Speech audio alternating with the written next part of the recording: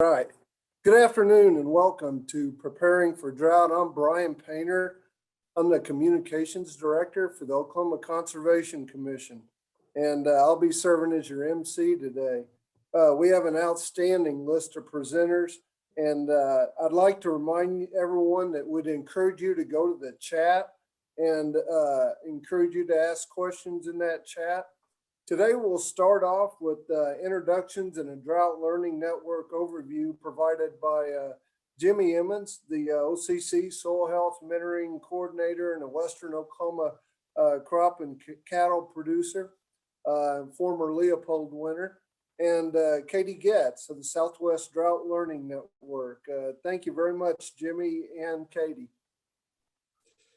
Thanks a lot, Brian. Just welcome everybody. Glad each and every one of you took time today to get on and hear a little bit from the experts of what we expect over the next several months here and where we're at today. I'm going to share my screen here just a little bit about today. And so, you know, today we want to learn a little bit about the drought and where we're at. I know we're getting some rain in areas, and other areas too much right now. But, you know, let's take this seriously because the drought is west of us, and especially out in here where I live. And I know Gary McManus is on, and he understands that as well too today. So, you know, it's just a little dab of humor today. And I should have done that, but let me go back. But I just wanted to thank everybody for being on. I'm going to let Katie talk a little bit about the Drought Learning Network that we've been working on. It's very important what we're doing, and it's going to be a great resource for producers and everybody else. So, Katie? Yeah, thanks, Jimmy. And I will be very brief. We do have an excellent program today. I'm Katie Getz. I'm with the New Mexico Department of Agriculture. And as part of my job, I also participate in what has become the Southwest Drought Learning Network. It's a mouthful, but really what it is a hub, a collaboration of service providers, of agency folks from the federal and the state level who all have some connection to drought. And so you can see how someone at the Department of Ag, like I am, would want to be at that table. So we formed back in February of 2020 in Las Cruces, New Mexico. There are members at the national level, as I said, and at states in such as Utah, Arizona, New Mexico, to name just a few. And really what our mission is to serve as a linkage between those climate service providers and those resource managers. And our goals are simple. It's just to increase our resilience at both the landscape and the community level. So talking about those natural resources and people, and making us all more resilient to current drought so that we can be better prepared for future drought, which is the subject of today's call.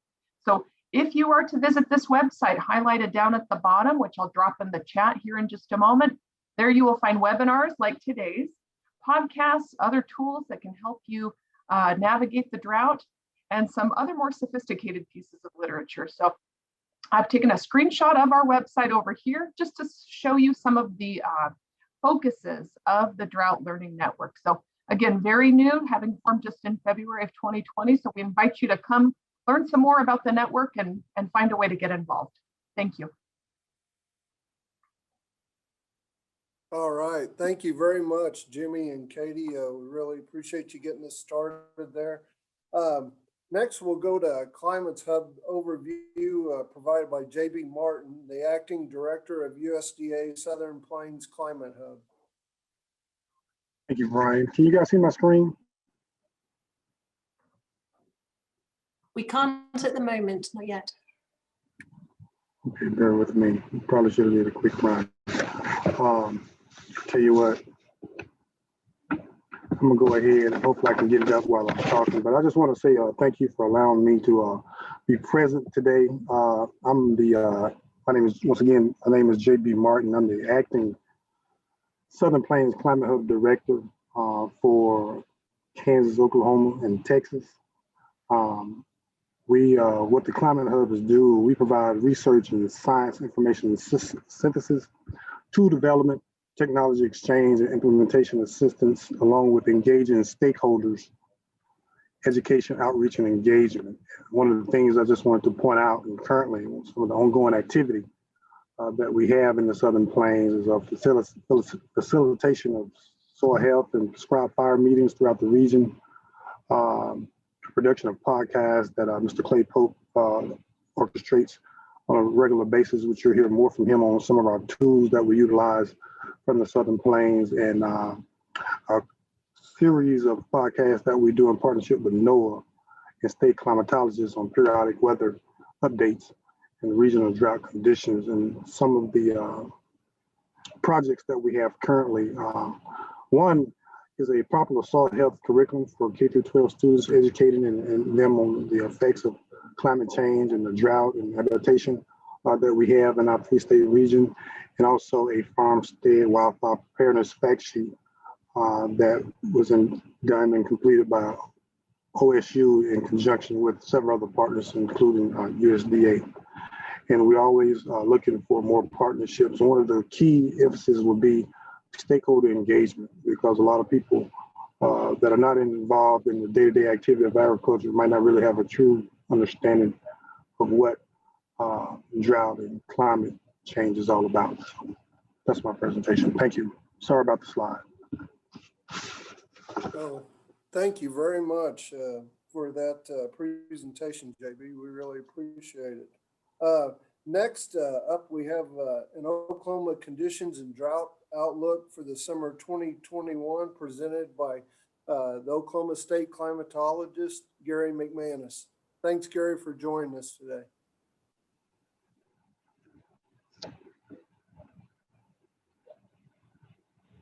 Thanks, Brian. Of course, it's a pleasure to be here. If you guys can't hear me very well, just let me know.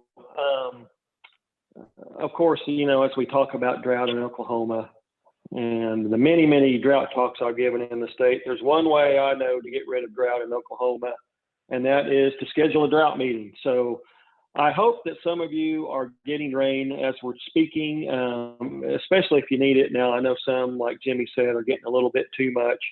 But just over the last 3 days, we've seen significant drought relief down across south central Oklahoma, and then out in the panhandle as well. Now, some of these folks that we see in this map from the mesonet for the last 3 days didn't really need this much rain. And other folks, where you see the light blue colors, especially up in northwestern Oklahoma, they need a lot more. So drought is always in our minds in Oklahoma. One part of the state might be being flooded, and there's usually another part of the state that needs some of that water. So we'll just do the best we can. So we're going to go over the current conditions as I see that. I just went through all this to present my recommendations to the drought monitor author this week. So this was an easy PowerPoint to produce.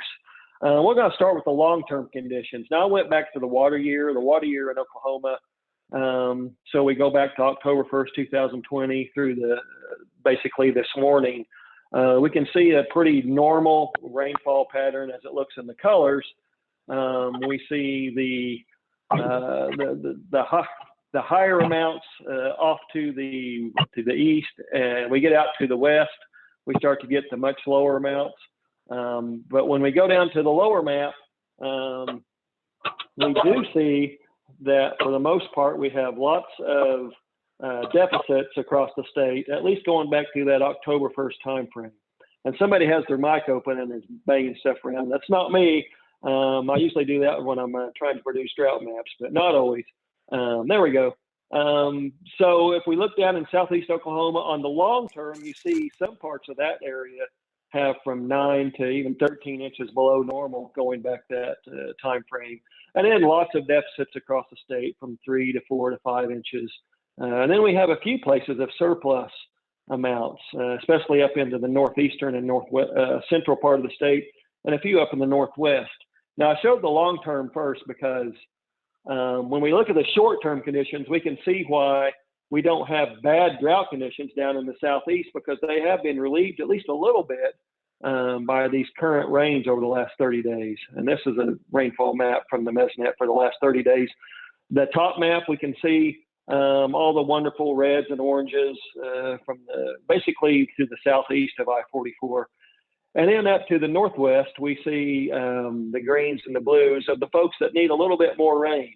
And we can see that in the departure from normal map for the last 30 days on the lower map. So 2 to 3 to 4 to 5 inches above normal over the last 30 days down in the southeastern half of the state.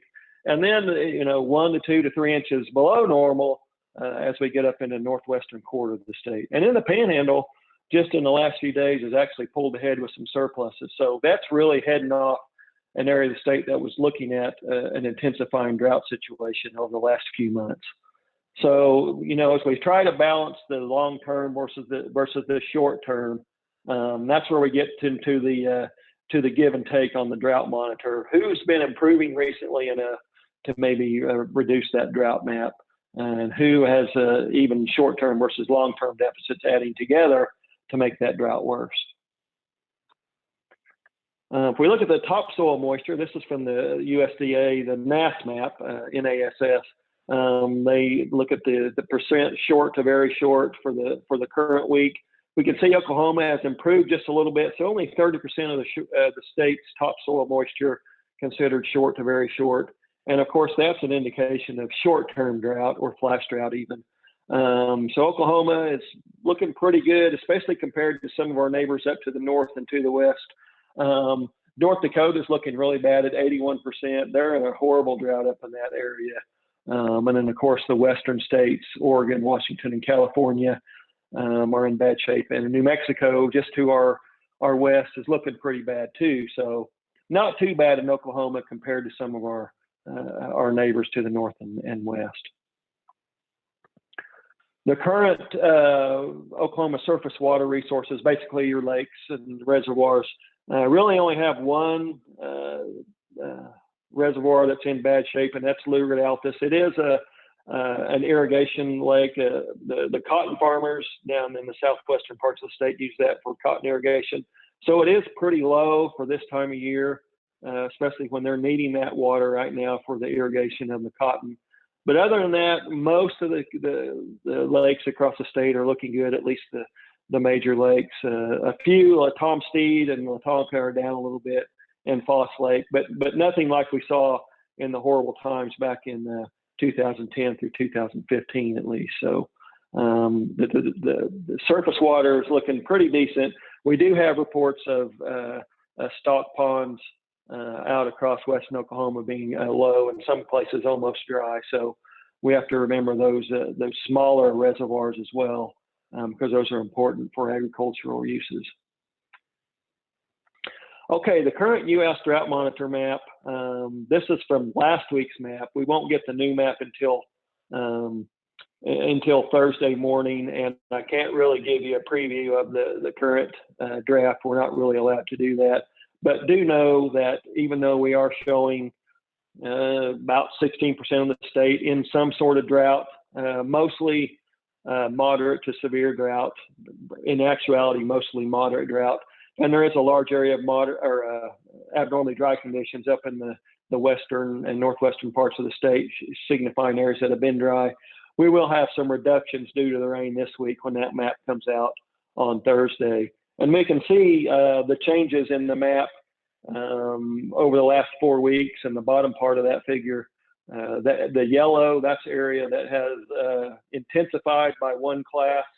Most of that, again, is the abnormally dry conditions, which isn't strictly drought, but it is an area to watch. But we will see some relief in this map as we get into the new map on Thursday. So don't panic. Even if this map doesn't look quite too bad, it will look better when it comes out this week.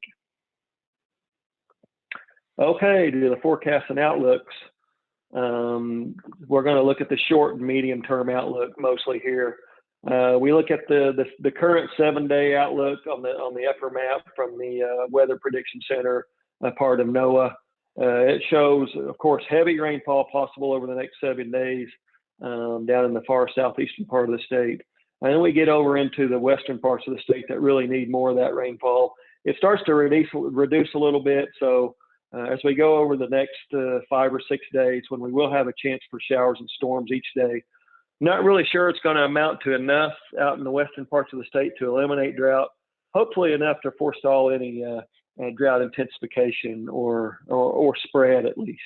And we get into next week, we do see an indication from that map for May 23rd to the 27th, the precipitation outlook. We do see increased odds below or above normal precipitation across that northwestern quarter of the state. So we at least have some hope that maybe there will be some increased odds of above normal precipitation, which for this time of the year, if it's above normal, it would be at least somewhat significant. It's different than if it's above normal in January or February. So, because May is the wet time of the year, even for Northwest Oklahoma. More in the summer months for the Panhandle, but at least for that northwestern quarter, it's a pretty important time of the year right now. The INSO forecast, the El Nino, La Nina, we are just coming out of a La Nina, and it was a dry winter for the most part across the state. We did have some parts of the state that were wet. It wasn't as dry as we were fearing it to be, but when we look at the predictions for the upcoming next few seasons, the current summer, really we're expected to be in INSO neutral conditions as we get into the summer. So no real worries about any sort of modification of our weather from the equatorial Pacific. But when we get into the fall, we do have a little bit more favoring of La Nina again. We usually see double dip La Nina. So we had a La Nina this last winter. We will possibly see another La Nina this winter. There's nothing unusual about that. Unfortunately, we are still in what's considered the spring predictability barrier. So May, as we get into March, April, May, they try to forecast that INSO out into the next winter months. It is a little bit shaky, but why it's important though is La Nina would enhance the Atlantic hurricane season, just like we saw this past season. We had a horrible Atlantic hurricane season, but that can help us here if we get some of those tropical remnants move up over the state. So if we do go into La Nina, as you'll see in a minute, it might mean another bit of a dry, cool season stretching from October through basically March or April, but also could impact us with those tropical remnants. So we'll be able to firm up those forecasts, at least the Climate Prediction Center will, as we get farther into the summer and we get out of that spring predictability barrier. And that's the thing about La Nina, as you see from this graphic. When we change the atmosphere down in the equatorial Pacific, since it is connected all across the world, what it does when it changes our part of the atmosphere, it leads us to, on average, a little bit drier than normal conditions, again, through that cool season, April through October, or October through April, rather, and maybe a little bit warmer, not necessarily, but that's what can happen, and it does happen on average. So just tilts the odds a little bit towards that warmer and drier climate regime for us over the cool season. So the summer and fall winter outlooks, I'm not really brave enough or confident enough, I'll say brave, to give the outlooks for the summer, fall, or winter in Oklahoma. We do have the seasonal outlooks coming out from the Climate Prediction Center on Thursday, just like the new drought map. So the ones we have right now are almost a month old, and so they're based on really old data. So I don't want to show those. So right now we're just going to say there's a possibility of La Nina as we get into the fall and winter months. So we need to be on the lookout for a possibly increased odds of a drier than normal 6 or 7 months as we start to get into the fall. Doesn't have to go that way. That's just how the odds tilt in general. And then of course, we are right smack dab in the middle of wet season for Oklahoma. And that wet season has, over the last few years, even the last couple of decades, start to extend out farther from early June out into farther into mid to late June. So, we do have a lot of hope that we can get enough precipitation in here to last us through the summer. And then who knows what's going to happen in the summer. The last few summers we've had have been really dry versus really wet. So it's really a little bit too early to start predicting those. Maybe the Climate Prediction Center's outlooks that come out on Thursday will have a little bit more info on that. So stay tuned for that from your from your favorite local state climatologist. Hopefully that's me, but you can get it just about anywhere you can. Get a look at those outlooks, and hopefully it'll have a little bit better information than what I'm just stumbling around trying to give you right now. And that's the end of my presentation. Thank you very much. All right, thank you very much. And just kind of as a side note here, I would encourage any of you, especially in Oklahoma, that if you're not already signed up for the Mesonet ticker that Gary puts out, that's a very helpful resource and a lot of good information that you'll receive these tickers throughout the week. And so thank you again for joining us today, Gary. You bet. My pleasure, Brian. I'm not sure why you would inflict the ticker on people, but sometimes it has some good information. Just send me an email at gbcmanus@mesonet.org, and I can put you on the ticker email list, or you can get it on our app or our website. All right. Thank you. We just remind everyone, if you're just joining us or joined us just a little bit late, that be sure to go into the chat room and give us your questions for presenters, and we'll try to share some of those throughout the webinar this afternoon.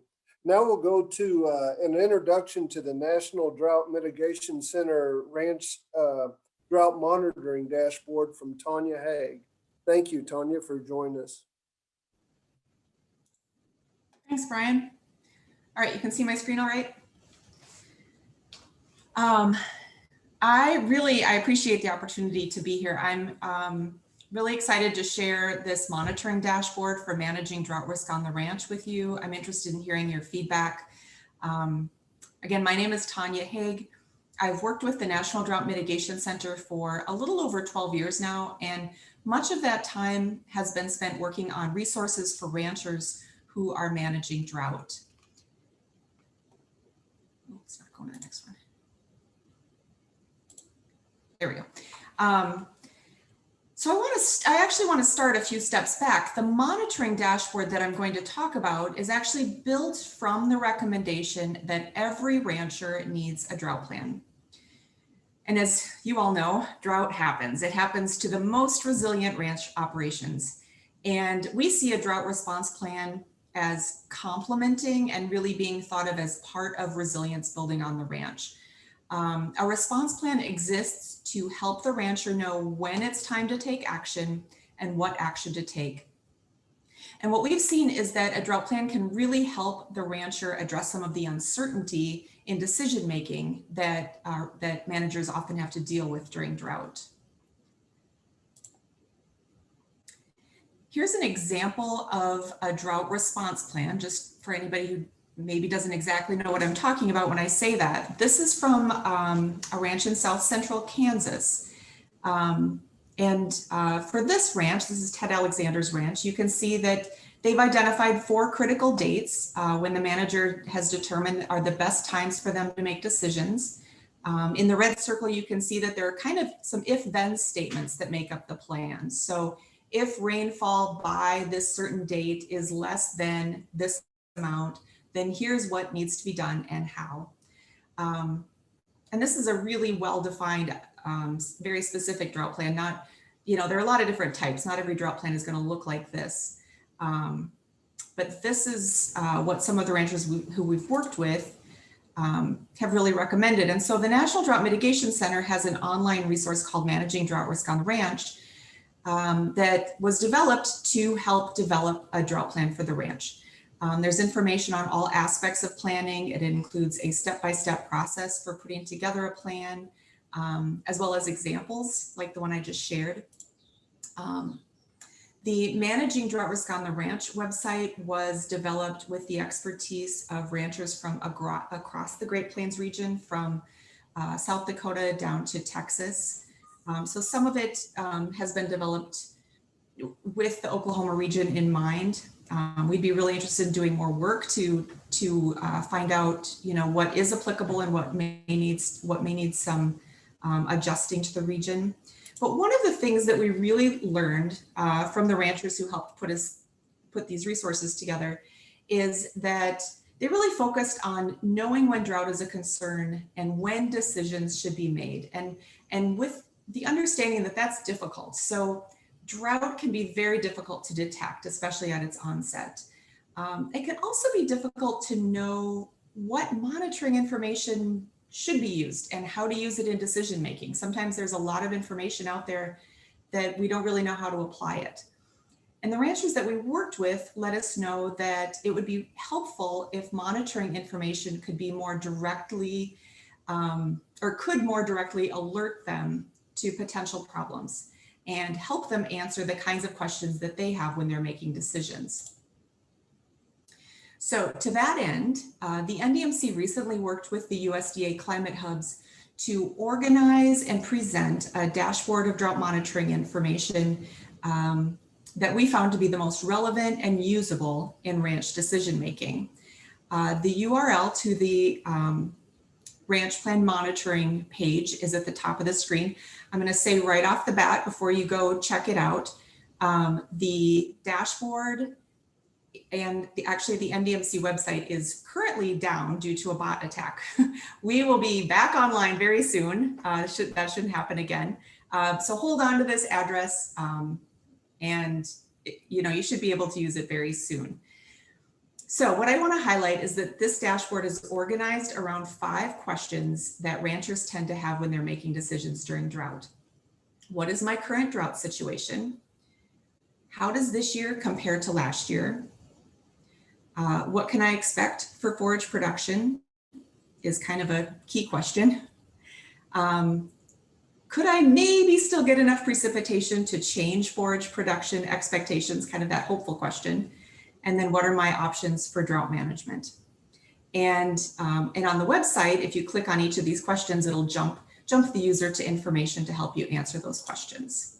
So I'm just going to step through them very briefly. So first, what is my current drought situation? This section actually has a lot of information. Some of the very same things that Gary presented to you, you can find as layers in this dashboard. So this is an interactive map where you can see current drought conditions. You can see the drought and precipitation outlooks, similar to what Gary just presented. You can see maps of forage drought stress and forage production expectations. You can see impact and condition reports if any of you have participated in COCO-RAS or maybe used the Seymour condition monitoring interface. You can find some of that right from this dashboard. And you can also add layers like your county or USDA regions as well. So you can see the US Drought Monitor is here as a default display. And this is actually from a month ago. Since the site was down, I had to use my slides that I put together for a presentation a month ago. You can turn off the Drought Monitor. You could turn it on and off. You could change the transparency and actually view some of these other layers with it. You can zoom in and out so you can get a little bit down more to your county level or state level. And so then if you use these sort of plus buttons with each of these tabs on the side here, that'll open the layer. It shows you what your options are and shows you some more information. So there's a lot to play around with and explore there to get a sense of where am I at currently. The second question that a lot of people ask is, how does this year compare to last year? And asking this question and looking back can help a rancher think about the management decisions they were making in the past compared to what they might need to be doing now. So here we've got New Mexico pulled up. And again, this is for the end of March. On the left is the current year. On the right is 1 year ago, according to the US Drought Monitor. The drop downs on the bottom let you choose other time periods to also compare to kind of give you a sense of where you're at compared to where you've been in the past. The third guiding question that is of utmost importance to range production is, what can I expect for forage production this year? And this is a place that we highlight the GrassCast tool. And I'm not going to go into this tool at all because luckily you have Julie Elliott presenting after me, who's going to give you a much better explanation of the tool. But we wanted to highlight it here in the interface. You can click on the map to go right to the site to actually see a lot more information. There are also some additional more state-specific resources. But in general, this is a group of resources to really help the rancher plan for their potential scenarios in the coming year. And then there's this question of what's the likelihood of getting enough precipitation in the coming months to change forage production expectations. And this is the question that often leads a lot of us to kind of get in that wait and see mode. Like, well, we'll see what happens next week. Maybe things will turn around. This question, we really try to address two parts. When does precipitation have to occur on your ranch to produce forage? And then what's the likelihood of getting that much precipitation in the coming time frame? And so the answers to those questions obviously are based on your local climatology, your own forage growth production curves for your ranch. But for example, in the northern and central plains region, if you haven't gotten the moisture you need by June, it's really time to take action. Precipitation later in the summer doesn't translate into that much in the way of forage production. So for your own forage species and growing seasons here, what are the key months for forage production? And then how likely is it that your area could make up a precipitation deficit in that time frame? And I think what we're seeing right now in Oklahoma is, you know, sometimes we can see some dramatic changes between seasons. So this information and knowing when to kind of wait and see is really helpful. And then finally, there's a section on what are my options for drought management. And of course, this isn't necessarily monitoring per se, it's management, but that's often the next question that gets asked when we're thinking about drought. And so we did want to offer some resources in the drought monitoring dashboard itself. So this section actually links to a management library, and that library contains a lot of extension and other resources that have been curated on different topics like grazing management, forage and feed, destocking, water management, that type of thing. There are also technical resources in your own state. You can also link to information about other ranchers' drought management plans like the one I shared earlier and see some other general guidance and recommendations. So those are our 5 questions. I'm kind of bringing you back to the beginning here. This is what we hope this dashboard is helping to direct people to the right place to be able to answer these questions. I'd love to hear from you if we're missing something important, what information is actually useful to you. When you're able to get into this webpage, you'll see that there's a provide feedback button right up at the top.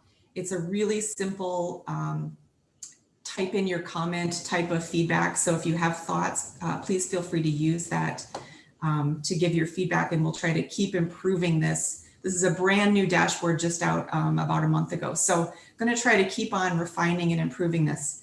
But also feel free to contact me directly. Here's my contact information. Here are the links when they work to the Managing Drought Risk on the Ranch site and the monitoring dashboard. And so that concludes my presentation. I really do hope to hear from any and all of you with ideas on the dashboard and other thoughts related to planning, monitoring, management, all of that. So thank you so much to our hosts for giving me the opportunity to share this resource. And I'll stop sharing now and I'll start my video. Thank you very much, Tanya. We really appreciate that and the very interesting information. And thanks for your contact information there as well. Our next topic is something I want to thank Jimmy Emmons for doing an interview with Ron Hayes at Oklahoma Farm Report earlier this week. And when he did that interview, one thing that Ron asked about was really interested in was GrassCast. And it's a tool for forecasting grassland productivity. And Julie Elliott of USDA NRCS Rangeland Management Specialist will share with us on that. And thank you again, Tanya.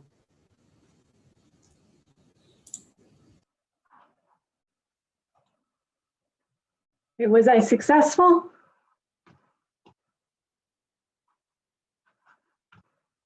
Yes. Yes. All right, thank you, Sky. It's silent. That means I didn't get my mute turned off and I don't know how to fix it. Right, thank you very much, Brian. My name's Julie Elliott. I'm a rangeland management specialist with the Natural Resources Conservation Service in Northeast Colorado. This year I'm serving as as liaison with the Northern Plains Climate Hub, and my project is with GrassCast. Before I get into GrassCast, I just do want to mention that GrassCast is made possible with a collaboration between USDA, several universities, and the National Drought Mitigation Center.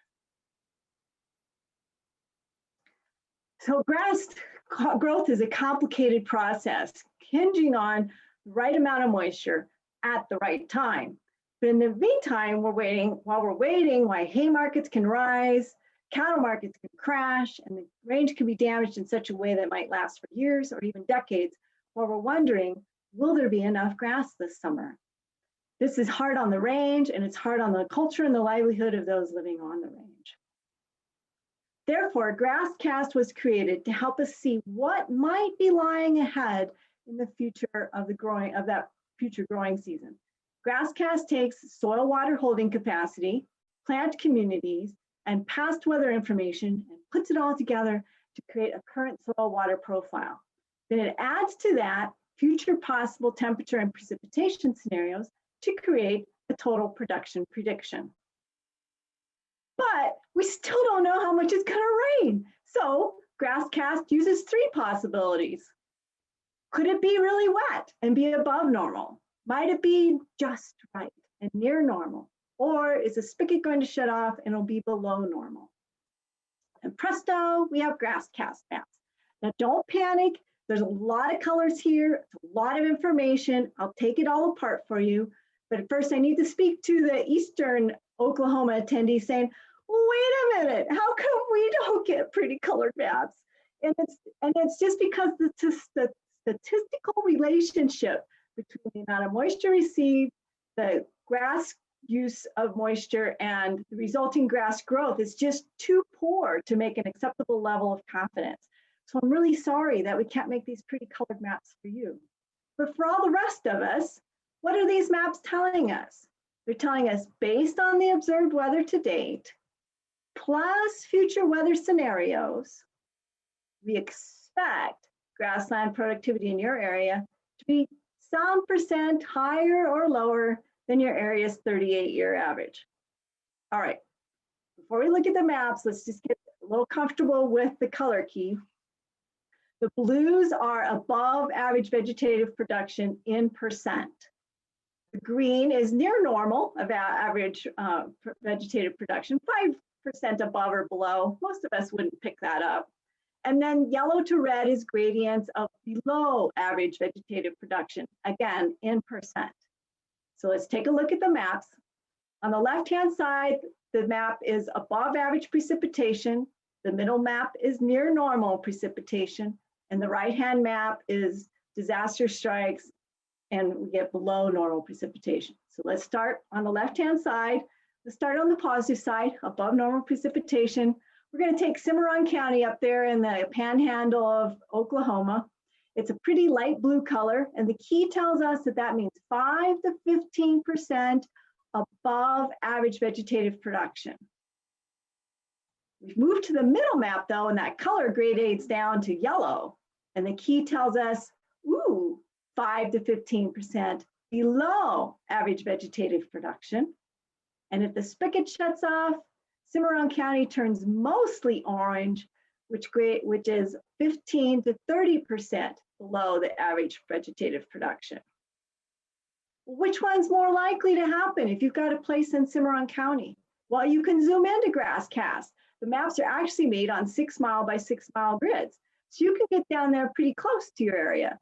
You can make sure you click on the zoomable tab at the top. Then you can use the magnifying glass to type in the town that's close to you or the county name. Just be aware that if you use the county name, it's going to take you to the geographical center of the county, which may or may not be anywhere close to you. Use the plus or minus signs to zoom in or out until you can find the place that you're interested in, and then click with your mouse on that grid cell, and it'll pop up with an information box that's customized for that exact grid cell. So in this case, we'll start again on the left-hand side, above normal precipitation.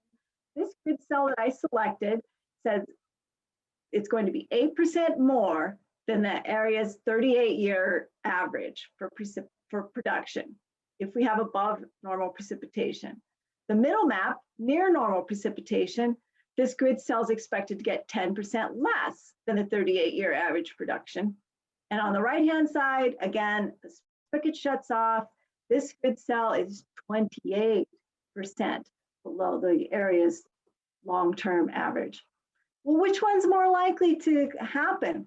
Well, Gary kind of gave us an indication, and you can go to the NOAA Climate Prediction Center maps to see what their long-range forecast says. But in the interest of time, I'm just going to explain to you a little bit about how these maps are made. So what they do is they take the last 38 years, lowest to highest precipitation, put it on a gradient. The bottom 13 years makes the below normal precipitation model. The top 13, or the wettest 13 years, what make the above normal precipitation model.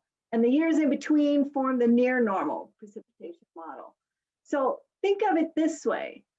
Given what happened in 2020, what happened over the winter, and what's happened this year, including this recent moisture that we're getting, what's the likelihood that 2021 will end up being in the wettest of the last 38 years, the wettest 13 of the last 38 years? On the other hand, what's the likelihood that this year is going to end up being in the driest 13 years of the last 38 years? Or what's the likelihood that it'll end up being in the middle somewhere? Now, these maps get more refined and get more accurate as time goes by, and there'll be new maps as soon as the Drought Mitigation Center website comes back up. There should be new maps coming out at the end of this week as well. So you can see how that's changed and how it's reflecting the moisture that we receive. But it kind of helps you to think about it that way. Which one am I more likely to be in, especially considering that effective moisture we're about to reach that point of effective moisture. Now, don't take the map, as I just said, don't take it and go run into the sale barn or go run into your banker, don't panic. They come out every 2 weeks, watch the trend. But as we get into June, those maps become more and more accurate and the opportunity to change them becomes smaller and smaller. Pair them with the NOAA Climate Prediction Center map, as I mentioned, the outlook. Pair them with the drought monitor as soon as it gets back up. There's also a tool called VegDry, which takes remote sensing and the climate weather and combines it together to give a dryness picture of the vegetation. And then there's lots of other tools out there, remote sensing tools and other things that you can use. Of course, still local weather data is very important, but none of that replaces your experience. What do you know? What's happened in the last year, in the last month, in the last week? Where are you compared to where you expect to be this time of year? How are things looking with your rotation? Are you able to stay as long as you wanted, or are you having to move sooner to leave the amount of vegetation behind that you want to? As many ways as there are to use GrassCast, we're also seeing that it can be easily misused.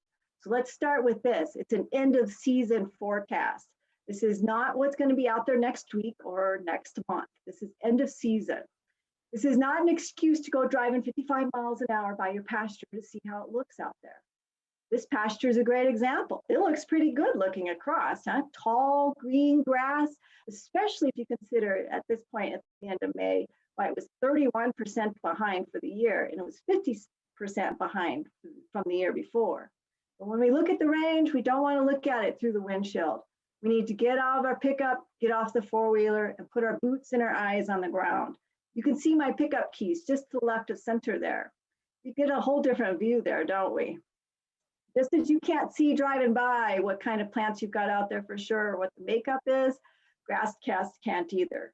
GrassCast does not know if you have desirable or undesirable vegetation. It does not know if you have annuals or perennials out there. It does not know if you're covered in weeds.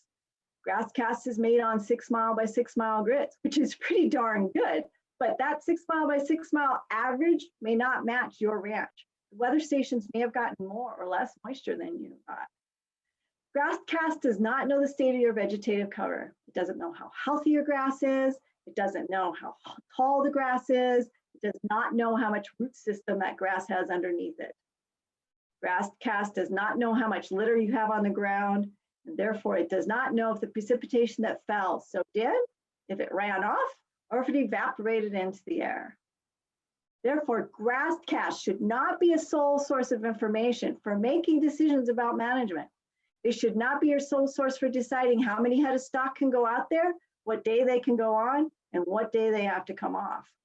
It should not be used as a range monitoring. It is not intended to be that. Grass cast should also not be used for determining grazing losses. Grass cast is giving you total production loss. Total production is divided into 3 buckets.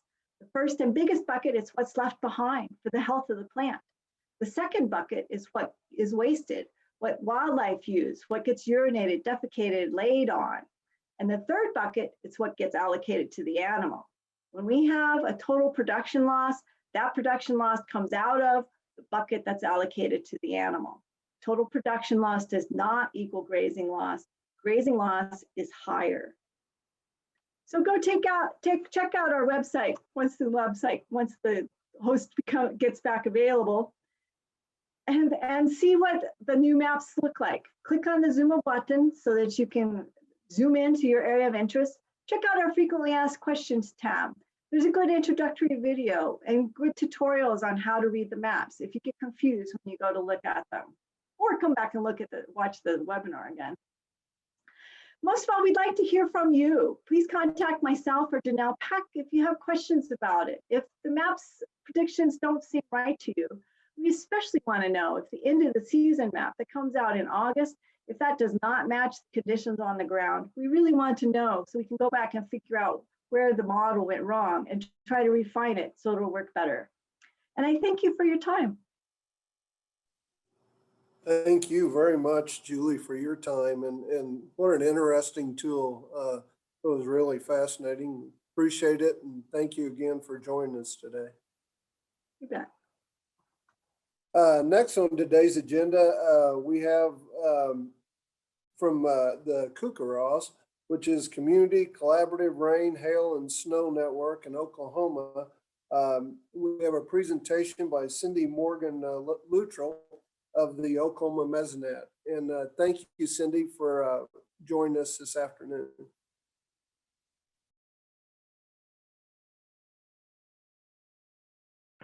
There we go. All right. Thanks. Yeah, thank you so much for having me. So I'm here to talk about Kookaras. I am the state coordinator for the state of Oklahoma, and I'm here to hopefully show how you guys can make sure that every drop counts on your property. So Kookaras is a grassroots rain monitoring network. It was started in Colorado in 1997 and now runs nationwide. And it provides just normal people an opportunity to share how much precipitation falls at their location. We ask all of our volunteers to use the same simple, high quality rain gauge shown here. And then you can go to a website or use an app on your phone to log in each day and share how much rain is in your rain gauge.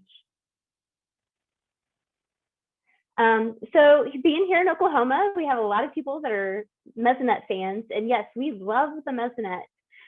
However, Mesonet sites are very expensive, and I'm sure all of you guys know that you drive a mile down the road and the amount of rain that fell at that location can be completely different than what happens at a Mesonet site. And so we really count on our Kookaras volunteers to help us fill in those gaps. They provide much needed ground truth in between our automated weather stations. So for determining the amount of precipitation that falls across an area, we can use a variety of tools. On this image, you can see the Kookaras site circled in black. You can see the Mesonet site in red. And then the overlay, which if you're familiar with Mesonet products, the colorful overlay on the rain map is actually a product from the River Forecast Center in Tulsa. And what they do is they take the radar data and they take all of these ground observation stations and they marry that data together to help us have a much better picture of what actually fell across our state. So they the radar data is really just a ballpark estimate of what falls over a region. And they use the rain gauge data as that ground truth to fine tune what the radar thinks happened. And so if we have areas where we don't have any ground truth to confirm that did or did not fall, it's just a ballpark estimate. So we really rely on these ground observations to help us paint a better picture of what happened.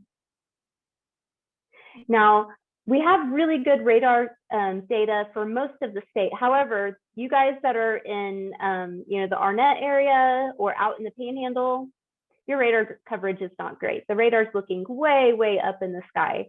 And so we really, really need your observations to help us fully appreciate what actually fell to the ground for those regions. Now, our CocoRa's volunteers, they can contribute multiple ways, not just rain observations. There's been a lot of talk about the drought monitor, and CocoRa's observers also have an opportunity to provide direct input on what their local conditions are. So this is just an example of one of the forms that can be submitted as part of the CocoRa's program. So you can give that direct feedback of what you are seeing on the ground. And that is all. CocoRa's is very simple. To sign up, all you have to do is go to cocoras.org and tell us how to contact you, where to put your dot on the map, and then we will provide login information for you to start logging in every day and sharing your report. On this map, you can see where our stations are currently located. I see lots of gaps that I'm sure some of you guys can help fill. But even if you have a neighbor that's reporting, your neighbor will go on vacation sometime. And so you could be that backup report that helps us always have a good picture of what happens in your backyard.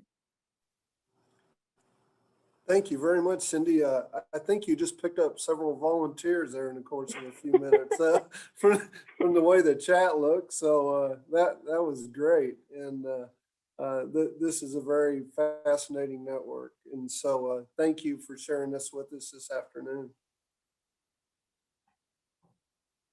Now we'll move on to native pasture and rangeland management strategies to minimize drought impact.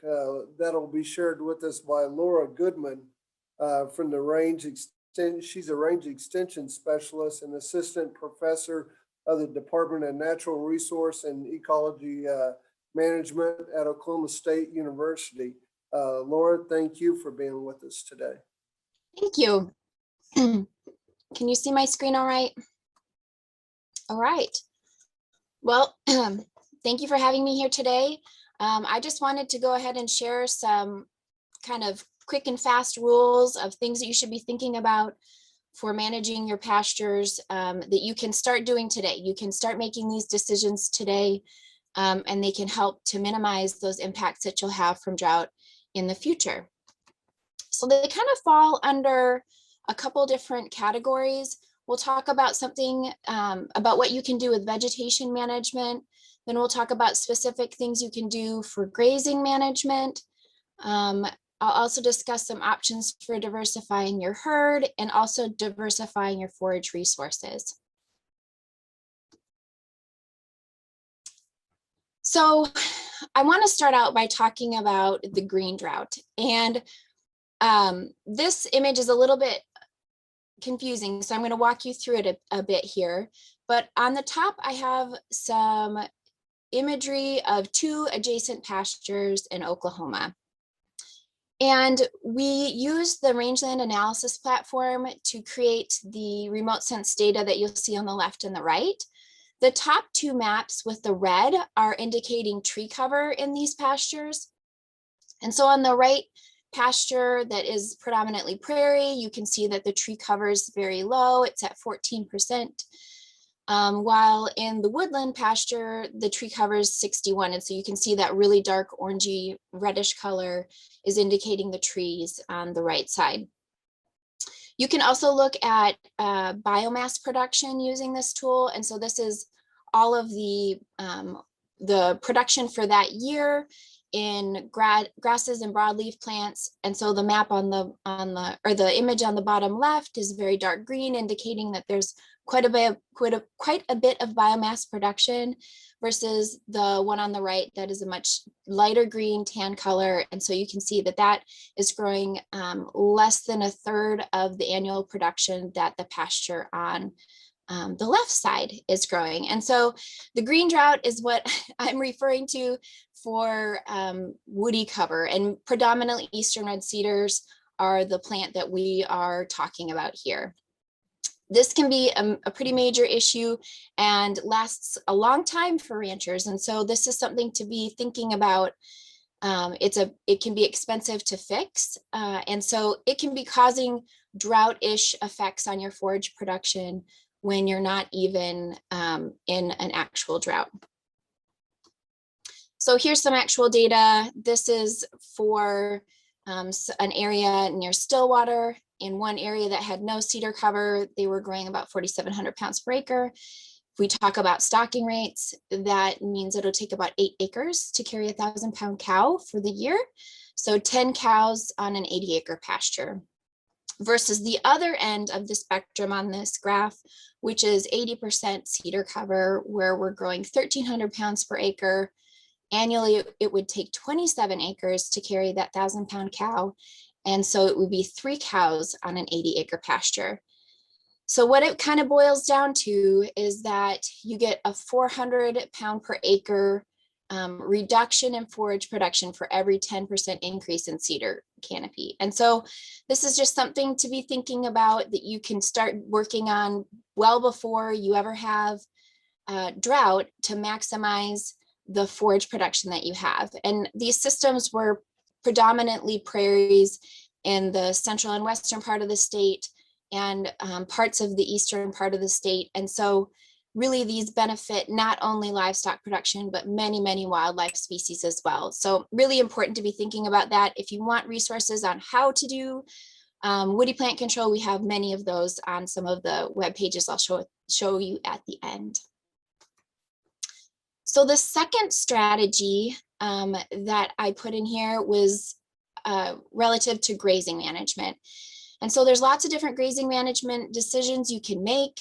Obviously, maximizing grazing distribution, using supplements or different grazing systems, providing rest for our pastures is really important. You can do that with different strategies, but we know that the number one decision that you really need to get right is the stocking rate. And so using grazing the right number of animals for the productivity of your land long-term is going to keep your forage production at the maximum that it can really produce over a long period of time. And so this has been studied in many, many states. And so this is a table that I made this is from 25 different studies across the West. You can tell that these are from more arid regions than Oklahoma predominantly. In the forage production in pounds per acre, you can see here under the 3 different grazing intensities is 1,100 to 1,500 pounds. And we're well over that in many parts of our state. But they looked at what heavy use versus moderate use versus light use did to forage production and also forage production during drought. And so you can see here that the highest numbers we have for forage production in a normal year and highest forage production during a drought year are under light grazing intensity. And so that's really maximizing the photosynthetic material, both the leaf material, and it's also maximizing the root growth that plant is capable of doing. So it's more capable of capturing more resources, even during drought. It has a larger root system that reaches deeper. And so that's really the most important grazing management decision that you need to make sure that you have right. And like I said earlier, if you need help with that, we can help you. The NRCS offices can help you. Local county extension can help you with making these estimates.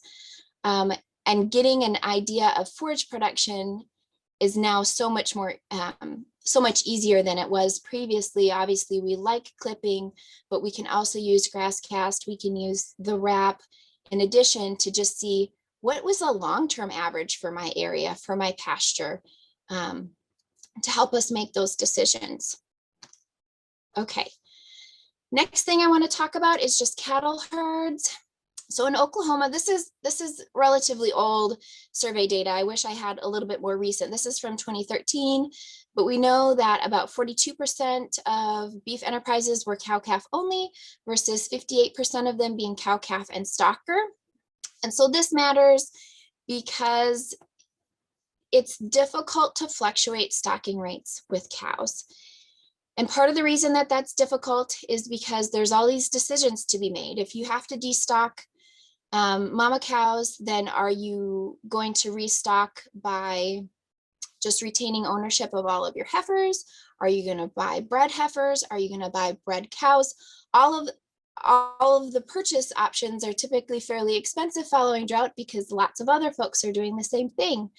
And so it can be difficult to economically restock following drought. And so there's been quite a bit of research done on which decision is the most economically beneficial to ranchers when it comes to restocking. And in this study, they compared conservative stocking, where you're just maintaining a conservative stocking rate through time. You're not adjusting from year to year to try to match the forage, versus flexible stocking, where you are adjusting to try to match the forage production from year to year. And so you can see here that the long-term, so this is an average annual net return. They did this analysis over 40 years. And so these are the numbers that they came back with as far as which management strategy was the best. And so the flexible stocking tended to make more over that time period. And within the flexible stocking, when you compare cow-calf only to cow-calf plus stockers, the cow-calf plus stockers made a lot more. And so the reason that this happens is just because they're more fluid. You can sell them more easily and purchase them more easily, and get and fluctuate with the increased forage production or decreased forage production that you have. And so it's just something to think about. This isn't going to be for everybody, but something to think about when you're planning. And you could do this simply by just retaining ownership of weaned calves for longer when you have excess forage. It doesn't necessarily mean that you have to purchase yearlings, but they did find that a 50-50 split of forage between cow-calf enterprise and a yearling enterprise was the most profitable. Okay, next I just wanted to talk about diversifying your forage resources. Now you can definitely have supplemental other forages other than native or rangeland pastures that you can use to diversify your forage resources. And many folks in Oklahoma have those. For those folks that are just thinking about diversifying the forage resources in just their native pasture areas, one option to doing this is called patch burn grazing. This is a pretty simple process. All you have to do is burn part of the pasture, allow cattle access to the entire pasture. They target their use on the burned area because of the really palatable regrowth, and that allows the other areas in the pasture some rest. Then you need to burn a separate area so that they move to the new area and discontinue grazing the previously burned patch. So cattle are moving themselves around the pasture and selecting the best diet available to them. And so what we've found with this research over the last 20 years is that these animals are capable of picking a really good diet for themselves because they have both high quality feed in the burned area, but ample quantity in the unburned area. And it also allows you to stockpile forage in those unburned areas. And so it can help to mitigate the fluctuation in forage production from year to year. And so this is actually results from a Kansas study that was from 2006 to 2012. And I'm only showing you the data from the drought years. During the wet and normal years, they had similar stalker gains in their annually burned and their patch burned pastures. But then in 2011 and 2012, which was, of course, was very, very dry, they had greater gains in the patch burned pastures. And so here you can see that there was a 26-pound difference in the steers that were in the patch burned pastures versus the annually burned pastures. And so this is likely due to that availability of stockpiled forage, high quality and high quantity forages within those native pastures. So these are just some options that you can use for helping to prepare your property for the eventuality of drought. And so just controlling encroaching trees and shrubs, specifically eastern red cedar, because it's evergreen, it does tend to be the most competitive of our woody species. 2, using sustainable and flexible stocking rates to try to capture excess resources in wet years and to destock during dry years. Diversifying your herd, and lastly, diversifying your forage resources using patch burn grazing. And with that, I take any questions. All right.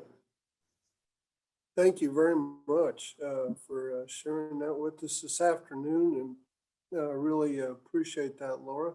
And again, would encourage everyone to go to the chat, ask our presenters questions, and then even after we complete, there'll still be some time to ask some of those questions as long as the presenters have a little bit of time to do that. So thank you again, Laura. We appreciate it. All right. Now we're going to go to long-term adaptation planning and tools from Clay Pope of the USDA Southern Plains Climate Hub. Thanks for being with us today, Clay. You bet, Brian. And that's what I'm sitting here trying to pull up my video screen here really quickly. Hold on just a second. I apologize for that it's taken a little bit of time. Just real quick, I'm the last presenter today. I won't take a whole lot of your time. Want to talk a little bit about the NRCS Climate Adaptation Workbook.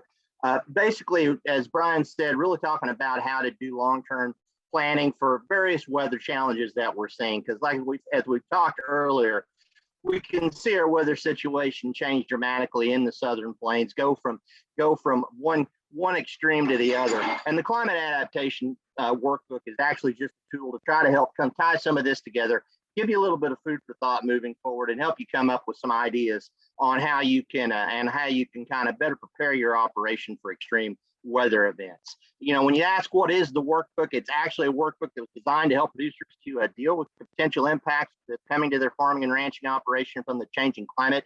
It's designed again with worksheets to help producers go through basically some steps to try to determine how they can put that into practice in their operation.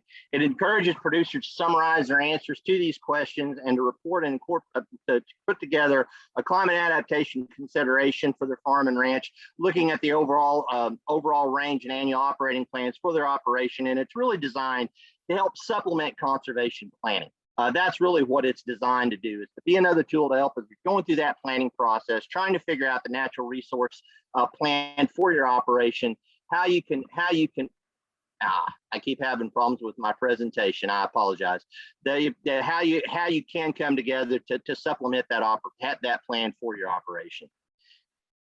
Looking at some of the challenges that we are seeing from climate change in the Southern Plains. Again, you know, you've seen a lot of these same discussions happen before. What we could be seeing from our changing climate. We're talking about drought today. We are seeing more extreme weather events, whether you're talking about drought, whether you're talking about extreme cold snaps, more violent storms. Some of these challenges that we're seeing really are extreme weather that we've always had in this part of the world. When you talk about climate change, is really being put on steroids. So how can we deal with some of those challenges ahead? You look at some of these other issues: heat stress on plants and livestock, greater frequency, duration, and intensity of drought, reducing production and economic viability, increasing resilience on irrigation where applicable, increasing wildfire conditions, increasing pest, disease, and weed pressure for crops, challenges that we're seeing as far as availability of irrigation water, vegetation shifts that may impact threatened, endangered, and other species of concern, longer growing seasons, increased vulnerability to late frost, and even vernalization issues when you're talking about winter wheat. Are we getting those temperatures down enough where the heads go ahead and fill? What kind of production challenges are we seeing from these weather extremes that are coming with our changing climate? Now, when you look at some of the strategies that are out there to try to help to adapt with that, a lot of these we're already familiar with. Some of these things we've already talked about already. Clearly for this part of the world, you know, when you talk about what's the low-hanging fruit to help deal with some of the extreme weather challenges that we're seeing, obviously soil health. That's one of the big things that we really want to push and talk about. How can you do things to better prepare your operation, not just for droughts like we're talking about today, but also for extreme rain events, for some of these other challenges that we've seen that really that switch to those production practices that give us the best ability to deal with both droughts and floods. That's one of the big things that we want to look at. Also, some of the things that you've heard as far as managing your rangeland, some things you can do on grazing management. Coming up even with ideas on how you incorporate better genetics into your livestock or to deal with heat stress and some of the other challenges that we're seeing from drought. And you can go through that list and see some of these other issues that are out there. Everything from, again, dealing with soil health to looking at issues like prescribed fire that you can look at to try to reduce the danger of wildfire challenges that you're seeing and that we're seeing with some of these changes with weather patterns in the southern plains. So when you look at the workbook, really what it's designed to do is to go through those steps to try to help put these things into practice in your operation. So you look at the first step. The first thing is to sit down with a producer, ask them what are their management goals and objectives. What really do they want to do and why? Look at some of the fundamental information about their operation. Where are they located? What is the soil type, the ecoregion, the existing infrastructure, and what do they care about? Is the producer the most concerned about trying to maximize profits? Are they driven by a stewardship ethic, really concerned about protecting their natural resources for future generations, or a consideration of both? So again, sitting down and really figuring out what the goals of the producer are. Now, when you look at the worksheets that are included in the workbook, this is an example that we put together for our farm and ranch. You see Pope Hilltop Farms.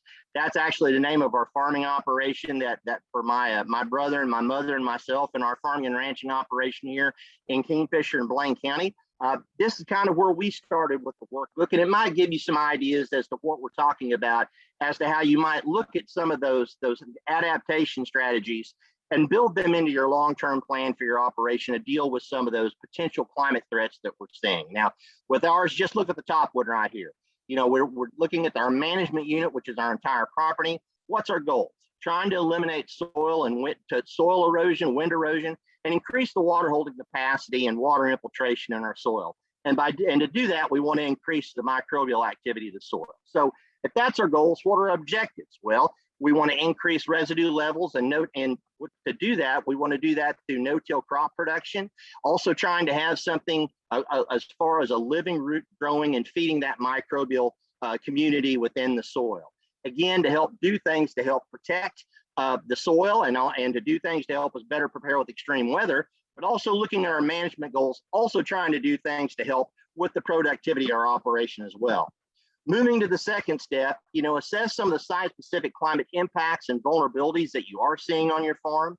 Consider the potential impacts of climate change in your region and types of agriculture production on your farm, and what elements of your operation are vulnerable to that disruption. What are some of the potential impacts of climate change that should be expected in your region, and how might your farm be uniquely affected by that change in the climate? So if you're looking at that second step, again, looking at the worksheet that we have in the book, looking at regional and climate impacts and vulnerabilities, let's just look at the first one, warmer temperatures. We've seen that the temperature has gone up by at least 1 degree since the first half of the 20th century. And with that, you see challenges as far as drought. You see pressures as far as pests. It can also mean changes as far as heat stress on your livestock. So if that's what we're seeing as far as vulnerability, what would be some of the impacts that you'd see? Well, just look at the first one. Extreme heat events will cause animal stress. Again, winter wheat needs cooler nights to vernalize. You see some of these challenges that are coming from that. So this, again, what are some of the vulnerabilities based upon these climate impacts that you can see in your operation? Looking at that as a way to maybe, again, plan that out when you're looking at those strategies to help deal with some of these challenges. So moving to the third step, sitting down and looking at what your management objectives might be, giving the projected impacts and vulnerabilities. Identify management challenges and opportunities associated with extreme weather and climate change. Evaluate the feasibility of meeting the current management goals that you've outlined and the objectives to see if there may be some things that we need to revise to account for better to deal with the change in climate, and really asking yourself, what are some of the management challenges and opportunities that climate change presents, and how can your management goals and objectives be met to deal with that? So again, moving to the third worksheet, looking at our farming and operation, let's look at our management objective at the top. We wanted to increase microbial activity of the soil. What are some of the challenges meeting in that management objective to help deal with climate change? Well, with some of the challenges, we need to deal with weed control and fertility, while still at the same time reducing input costs from synthetic nutrients and chemical treatment. So what are the opportunities to meet that objective? Well, reducing inputs, increasing water holding capacity in the soil. It's something, again, that helps us meet our goal of trying, again, harden our operation to extreme weather events, especially when we're talking about drought. Moving to the fourth one, identify climate adaptation strategies and approaches and tactics to put into action. So is there a program? We've talked a little bit about what our goals are, what our challenges are, and things that we want to do to try to meet them. Is there a way to do that? Is there a program that's available either through NRCS, through programs like EQIP, or state cost share funds, or some other initiative that you can do to help put that in place? In this step, so we want to generate a custom set of actions specifically designed for the individual producer, if you're doing it yourself, or if you're an NRCS employee or a district employee, helping that cooperator to put together a plan to help address the challenges and opportunities created by the changing climate. What can a producer do to enhance their ability to adapt to anticipated challenges and meet their management goals and objectives? Well, looking again at the worksheet that's provided underneath the workbook, again, looking at our farming operation, our first one was on our entire property. We wanted what was our action and our tactics to plant different varieties of commodity crops with diverse harvest dates to widen the opportunity to plant cover crops. Now, what was our approach? We wanted to manage our cover crops to cope with warmer and drier conditions. Our tactic was to reduce input costs, increase yields for economic returns, keep the soil covered to reduce weed pressure, and improve microbial activity. What are the benefits from that? Well, our flexibility for planting cover crops within the growing season. It also gives us a chance to increase our income. Some of the drawbacks, well, it makes management harder because you got to put time into when you want to try to go out and terminate those cover crops. Also trying to figure out different varieties and strategies if we're going to try to expand into other cash crops to try to open that window. Now, is it practical or recommended? Yes, and it's an ongoing activity, but again, it's a strategy that trying to apply, again, to come up with a way to deal with some of the challenges that we're seeing from the changing climate. The final step is to evaluate the effectiveness of what we put together. What is the metrics that you would use to know if the actions were effective, and what can we learn from these actions to inform future decisions? For us, to be honest with you, we wanted to look at the overall economics of what we were doing. Was our plan something that actually can help us moving forward and looking at our bottom line numbers? So again, looking at the entire property, we wanted to monitor the overall economics. Our evaluation was those economic valuations and seeing what our input costs were and what our output benefits would be as far as increases in yield and prices benefits that we would see in the marketplace. So again, looking at lower underneath that, what would be some of the effective evaluations that we'd see? Management for our management unit, let's just focus on our farm for a second, our dryland cropping areas. What do we want? The The adaptation monitoring variable is implement forage for animals. The criteria for evaluation, are wheat yields increasing and is our quality increasing? And what are our yield comparisons year to year? Are we actually seeing benefits from the strategies that we put in place in our operation? I do apologize, I've ran through this quickly. It's a very extensive workbook. It's something that if you do take time and really go through, it can give you some strategies to help deal with the climate. I'm having a little trouble with my technology, and that's kind of thrown me off a little bit too. But if you want some information on the workbook itself and how you might be able to be able to use it as a tool in your operation, there is a link there for the full workbook that you can see. I'll put that into the chat. And then there's also some information available from the Northeast Climate Hub about the workbook as well. So again, I apologize. I'm having some trouble with my technology right now. That's causing me a little bit of an issue, but I will put those links in the chat. And hopefully you can take a look at the workbook and see if it's something that you would like to try to implement in your operation. So with that, Brian, that's all I've got. I appreciate it. All right, thank you, Clay. And we'd like to go to Jimmy Emmons, who will kind of close us out today. I'd like to thank all our presenters. And again, just remind you that there's time to go to the chat room and ask your questions.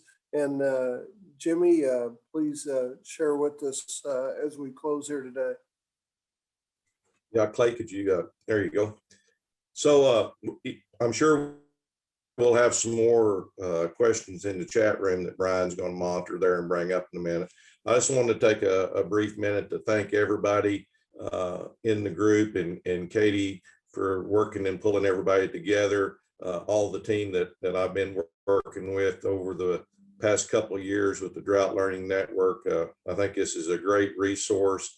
And if you would like to see more of this, please put it in the chat. I'm sure we could do this again sometime in the future here down the road. I think it's worthwhile for our districts, our NRCS, all our state agencies. I know Julie Cunningham with the Water Resources Board was on, and others that have joined us today as well. Gary O'Neill, NRCS State Conservationist, was on today as well. So we just want to thank everybody for taking the time to come and listen and to learn from the experts here. That kind of gives a great overview of what we think might happen. And you know, if it goes to raining, Gary McManus, I may kiss you on the cheek and keep it raining out this way. But as I know, in Northwest Oklahoma, I won't have to worry about too much of that pressure being applied. So with that, I'm gonna turn it back to Brian and Katie to finish up here. But I really do appreciate it. Thanks a lot. Thank you very much, Jimmy. And again, we appreciate all your help and your guidance in this. And just real quickly, I'll kind of run through a list of the partners that have come together for this webinar. Some that's Oklahoma Conservation Commission, Oklahoma State University Natural Resources, USDA Climate Hub, Oklahoma Climatological Survey, NRCS, the National Drought Mitigation Center, University of Nebraska, College of the Muskogee Nation, Kukaraz, as we mentioned, the Oklahoma Water Resources Board, OCA, the Water Institute at East Central University, Sustainable Southwest Beef and Agroecosystem Resilience in Times of Drought. Several of these partners also participate in the Drought Learning Network. And so we appreciate their help and so many others that made this possible today. And if you have any questions, like I said, feel free to add those in the chat and we'll have somebody get an answer for you. Thank you so much for joining us, and we wish you the best.